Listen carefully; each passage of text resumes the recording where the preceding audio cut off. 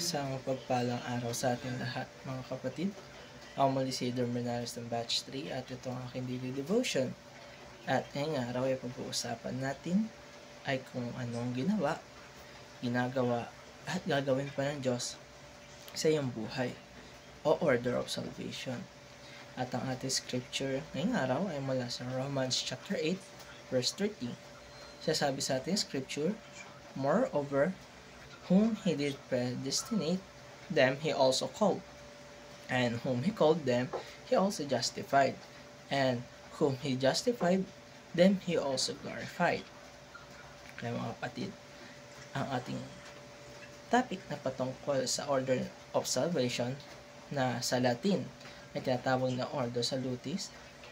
Ito ay isang theological concept na nagpapaliwanag sa atin kung paano ina-apply ng Diyos ang kaligtasan sa buhay ng isang tao mula umpisa hanggang dulo, at hindi ito simpleng listahan lamang ng steps na para checklist, mga kapatid. Pagkus ito ay isang malalim na paalala ng sovereign grace ng Diyos na siya ang kumikilos at hindi tayo. Ang una, mga kapatid, salvation is God's work from beginning to end. Ngayon nasasabi sa Romans chapter 8 verse 30, mayroon tayong mga tao na pinili ng Diyos, tinawag, pinaging matuwid, at pinaluwalhati. Lahat ng ito ay gawa niya, at hindi dahil serving tayo, kundi dahil mahal niya tayo, mga kapatid. Mula pa sa simula, at before pa tayo ipanganak ay may plano siya sa atin hanggang dulo. Kung isipin natin ito, mga kapatid, ay kahit nung hindi pa tayo aware sa ating Panginoon, gumagawa na siya ng paraan para tayo maligtas. Calling, regeneration, faith, o justification, sanctification, hanggang sa glorification, mga kapatid, lahat yan ay bahagi ng proseso ng kaligtasan. Ang ganda lang isipin na hindi na pala one time salvation, dahil ito ay isang buong journey na kasama natin Panginoon. Number 2 ay the believer's journey is secure in God's hand. Minsan kasi akala natin, mga kapatid, na kapag tayo naligaw o nadapa sa ating pananampalataya, ay talo na tayo, wala na tayong mararating.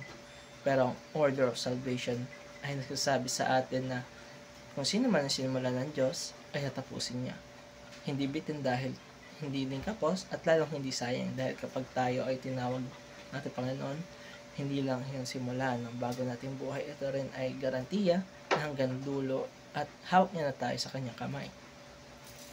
Ang justification ay ang pagtanggap sa atin ng Diyos bilang matuwid, hindi dahil sa gawa natin, kundi dahil kay Kristo. Ang sanctification naman ay ang araw-araw na pagbabago niya sa ating puso. At ang glorification ay yan ang future glory na naghihintay sa tunay na ligtas. Kaya kung tayo ay nakaharamdam ng pagod, pagdududa, o feeling natin na parang hindi tayo qualified, lagi lang natin tandaan na God already qualified you when He called you. Number 3, if God cares about the big things, He also cares about the small things. Minsan kasi, mga kapatid, iniisip natin na baka hanggang salvation na lamang si Lord. Pero yung problema ko sa school, sa pamilya, o sa aking sarili, ay ako na ang bahala dito.